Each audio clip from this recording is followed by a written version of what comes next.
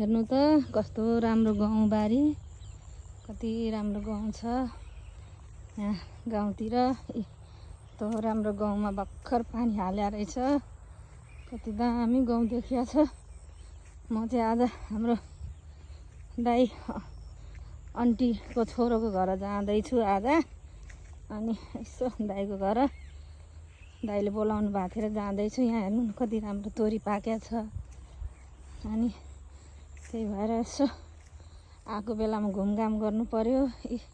हाम्रो दाइहरू बस्नुतिर यति राम्रो तोरी हरियो वन नेपालको धन भन्थ्यो। यो बाटो भइगयो यतातिर आलु लाउनु भएको दाइहरूले। आलु लगाछन्। यो आलु हो। आलुमा भर्खर औषधि छिटेर छन्।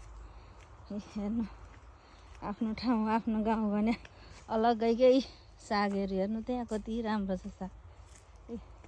यहाँ फेरि केराउ र मकै सँगै लगाछन् भित्रै।